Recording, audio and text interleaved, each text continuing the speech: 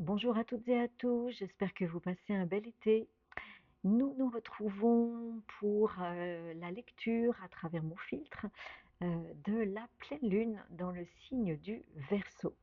Alors comme toute pleine lune, elle fait suite, elle est l'apogée de la nouvelle lune en Lion qui s'est passée le 24 juillet. Et rappelez-vous, cette nouvelle lune était en opposition très précise avec la planète Pluton et elle était à la proue d'un bateau, c'est-à-dire qu'il y avait 2 triangles mineurs et la nouvelle lune était, reliée à Pluton comme si, vous voyez, vous avez votre bateau et vous avez, la nouvelle lune et Pluton qui tenaient en fait le bateau. Et donc, on a parlé de naissance à nous-mêmes ou de renaissance. Qu'est-ce que, à travers le travail de Pluton qui fait remonter des vieilles mémoires de l'inconscient collectif, qu'est-ce qu'on fait de ces vieilles mémoires dans notre feu du four, dans notre foyer intérieur? Comment les travaille-t-on à l'intérieur de nous pour aller au plus proche de nous-mêmes et suivre notre âme, notre relation cœur, prendre notre pouvoir intérieur en suivant le chemin de notre âme. Alors là, eh bien, au moment de la pleine lune, c'est le bilan. Donc, où en sommes-nous par rapport à ce chemin, cette naissance à nous-mêmes? Et à l'occasion de cette nouvelle lune, on a un très beau mandala. Déjà, on a un nouveau triangle mineur qui s'ajoute, donc avec la planète Uranus, qui est au trigone de la planète Mars dans le signe de la Balance, et à la pointe, à l'apex de ce triangle mineur, on a la planète Mercure qui est rétrograde en Lion et qui est opposée à Pluton. Mercure a pris la place de la nouvelle lune et est cette fois-là opposé à Pluton dans le signe du Verseau. Au moment de la nouvelle lune, c'était la nouvelle lune qui était opposée à Pluton. Donc on a ce triangle mineur en plus, et puis on a un très beau cerf-volant avec un triangle qui s'appuie sur un triangle de feu, sur un triangle d'air qui est composé, qui est fait de Pluton en Verseau, Uranus en Gémeaux et Mars dans le signe de la Balance qui est sur le degré 1 du signe de la Balance. Et ce triangle d'air va impulser un cerf-volant qui a comme direction, eh bien, une des planètes maîtresses de cette pleine lune en Verseau, puisque c'est la première planète maîtresse, c'est Saturne, qui est conjoint à Neptune et qui est vraiment à l'apex du cerf-volant. Et qui tire la ficelle du cerf-volant? Eh bien, c'est la planète Mars dans le signe de la Balance. À savoir que ce cerf-volant s'appuie donc sur ce triangle d'air, dont un des artisans de ce triangle d'air est la deuxième planète maîtresse de cette pleine lune, puisque c'est Uranus dans le signe des Gémeaux. Donc vous voyez que les planètes maîtresses de cette pleine lune euh, ont un rôle très important dans cette pleine lune, puisque on a une direction qui est donnée par Saturne et Neptune. Donc une impulsion, Saturne et Neptune sont rétrogrades et ils sont tous les deux conjoints dans le signe du Bélier. Donc il y a comme une révision profonde intérieure avant de s'élancer, de faire un petit passage dans le signe des Poissons pour vraiment s'élancer. Après, quand ils vont revenir dans le signe du Bélier pour s'élancer sur de nouvelles bases.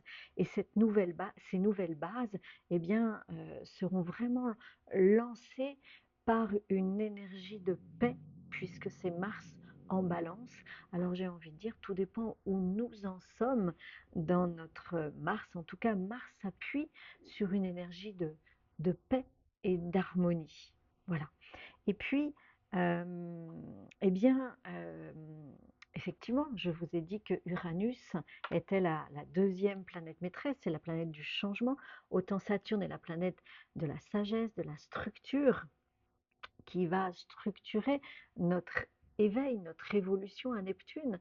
Donc, on ne rêve pas, on ne s'illusionne pas, on est dans une réalité, on va vers une réalité beaucoup plus éveillée, hein, un éveil de la paix par la paix.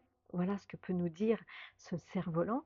Et en même temps, Uranus qui appelle le changement, qui a changé de signe, puisqu'il a été pendant 7 ans dans le signe du taureau, est passé, il fera à nouveau un petit passage dans le signe du taureau prochainement, mais pour l'instant, à l'occasion de cette pleine lune, il est dans le signe des Gémeaux.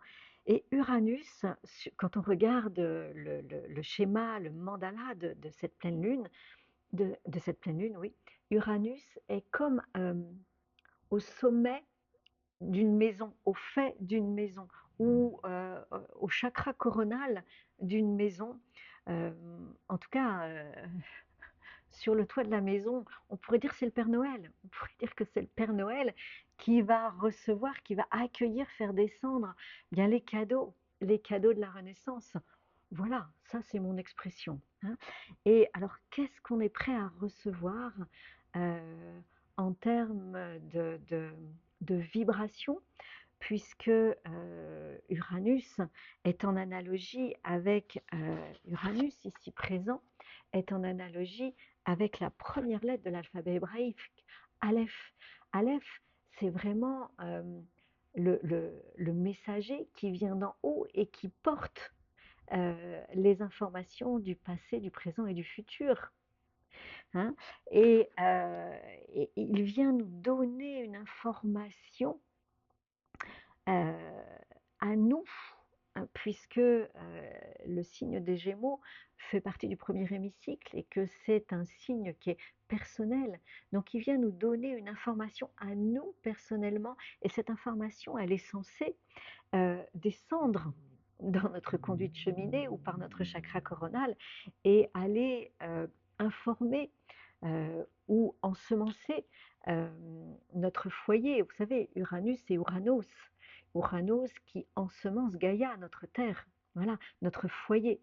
Donc je trouve intéressant de voir que Uranus, euh, en analogie avec la lettre Aleph, qui est l'ensemencement de la lune, Beit, la lettre Beit, hein, pour nous permettre d'aller de l'avant, eh bien, c'est intéressant de voir que cet Uranus, il informe notre maison, notre foyer, par le verbe, par l'air, et qu'allons-nous faire à l'intérieur dans notre foyer, dans notre lune, dans notre bête, de cette information.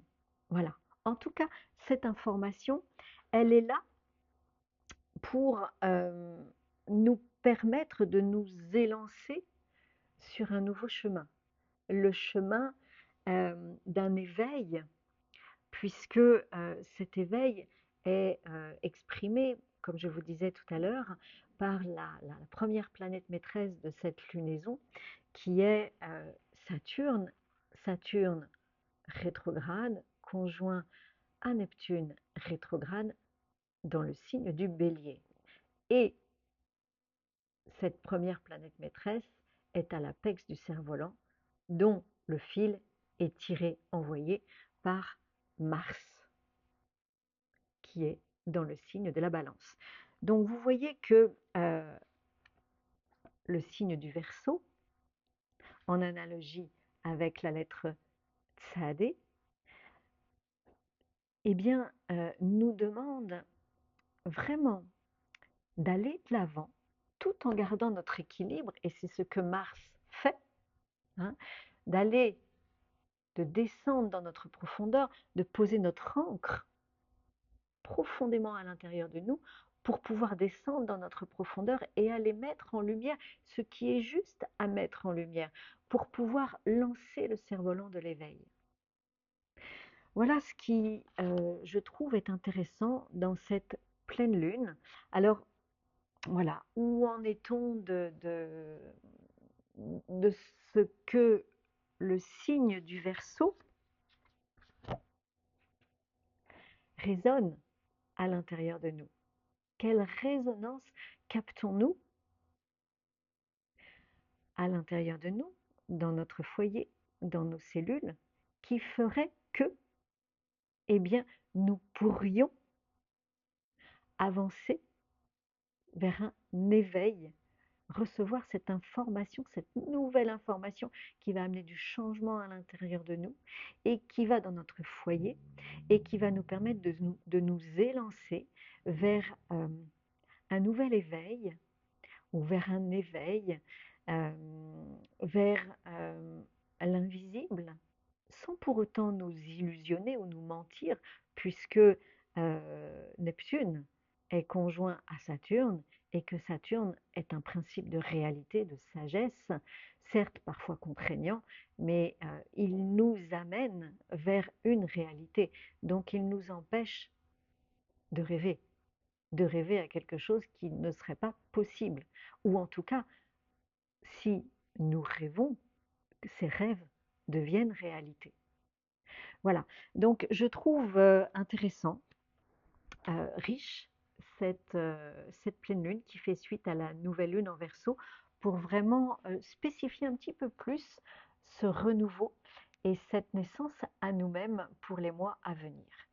Rappelez-vous, il y a de très beaux, de, de- de très beaux dessins, puisqu'il y a un cerf-volant impulsé par Mars qui impulse eh bien, la première planète maîtresse de cette pleine lune, qui est Saturne, donc qui impulse, qui est conjoint à Neptune, qui impulse un renouveau, un éveil, ou des rêves qui vont devenir réalité.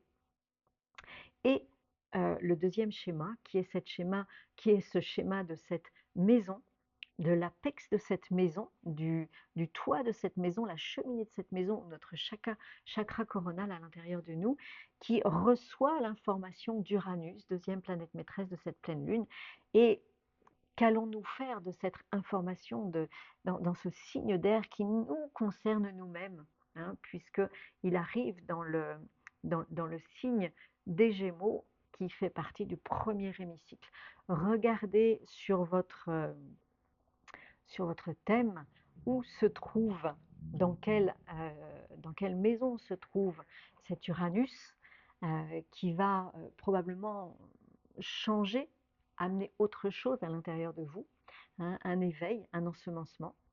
Et soyez prêtes et prêts à le recevoir et à impulser eh bien, ce cerf-volant en tirant avec cette énergie de Mars, une énergie de calme et d'harmonie, vers un renouveau, euh, soit la réalité d'un rêve qui s'incarne, soit un éveil, une ouverture à autre chose de plus subtil qui va se déployer dans les prochains mois. Je vous souhaite une très belle pleine lune et je vous retrouverai pour la prochaine nouvelle lune dans le signe de la Vierge. À très vite.